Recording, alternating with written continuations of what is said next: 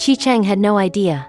No idea that the boy clinging to him with tear-soaked cheeks and trembling arms would one day be the one to give up everything for him. This hug wasn't just a moment of weakness. It was a quiet vow. A vow Dabao made without needing words, just the way his fingers refused to let go. While Chi Cheng was gone, Dabao's world stopped spinning. Sleep became a luxury he couldn't afford.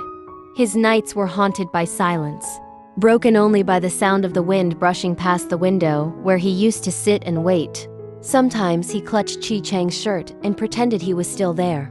Sometimes he just stared at the sugar figurines he used to make when things were easier.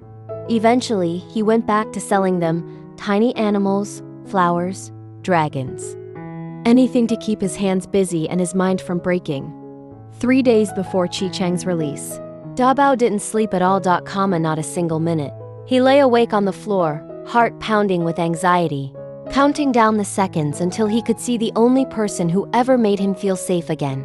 His eyes were bloodshot, his breathing shallow, but he still smiled when someone mentioned Chi Cheng's name. Then the day finally came. Chi Cheng walked through the door, quiet, casual, like no time had passed. And Dabao? He didn't ask why he was late. He didn't scold or cry. He just collapsed into Chi Cheng's arms and closed his eyes.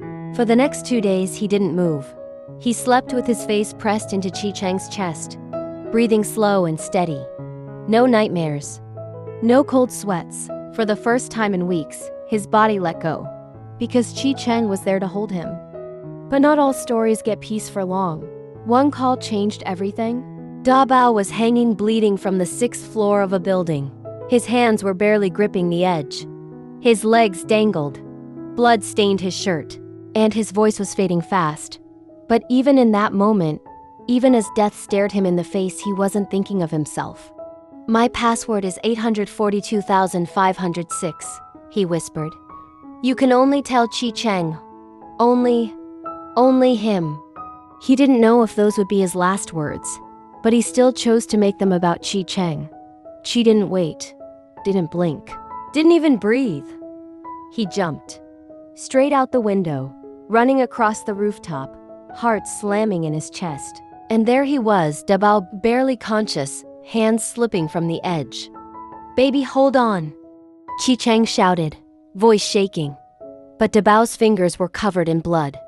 He was slipping fast. Chi didn't hesitate. With everything he had, he grabbed onto Dabao's arm, slammed his own shoulder into the rusted railing, and using nothing but brute strength and blind desperation, he smashed the metal apart. He pulled Dabao into his arms and held him so tight he was afraid to let go. Dabao's face was a mess of blood, dust, and pain, and Chi Cheng could feel it, how close he came to losing him. His throat tightened, his chest ached, and for the first time, Chi Cheng nearly broke down. If this hit you in the heart, like, comment for Dabao, and subscribe for more stories that hurt in all the right ways. Thanks for watching.